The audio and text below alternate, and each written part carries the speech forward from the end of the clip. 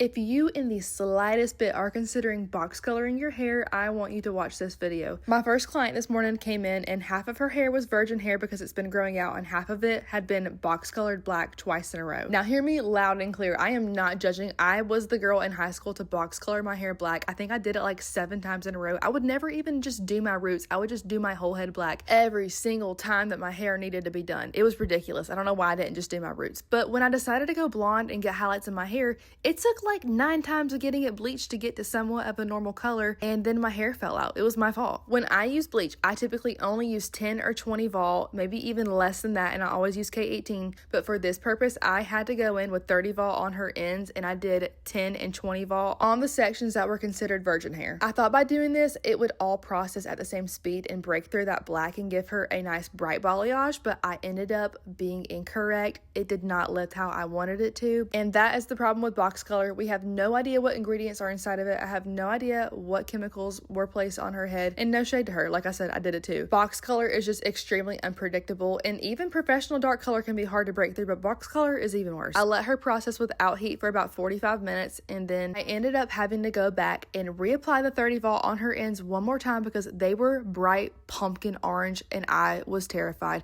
But I talked about this with her to begin with. We knew the consequences, and she was kind of down for whatever as long as it looked presentable. That junk was just not wanting to budge, but after the second application, we were making some progress. I then started getting hopeful. It was looking so much better. I was getting kind of excited because I'm like, oh my goodness, I just did this thing. I'm going to be able to give her a bright blonde balayage with box color on her hair. I am that girl. But the bleach deceived me. When I rinsed it off, pumpkin orange. Pumpkin. Ugh. Half of her head was bright blonde and the rest of it was orange, and I knew this was probably going to be the case, but I was still kind of bummed because I really wanted to make it happen. But I'm a beautician, not a magician. Remember that. So since I did not want to leave her two-toned leaving my salon, I went through and tapped her root with a level 5 from Shades EQ. Immediately after I applied all of that on her head, I went through and I toned the rest of her hair with 7NB, 8T, and a drop of 6N, and then brushed it through to melt it all together. We also did a nice little trim on her hair, and this is the moment that I was waiting for. I was so anxious to see how it looked blow-dried, and truthfully, it did look very pretty considering how stubborn that black was being. I wish so bad that I could have gotten her lighter, but I did under-promise her, so I feel like I did somewhat over-deliver. She's at least not walking around with a band in her hair anymore, and she's got a nice color for summertime. Our second session, though, is going to be a game changer, and I cannot wait to see the outcome of that.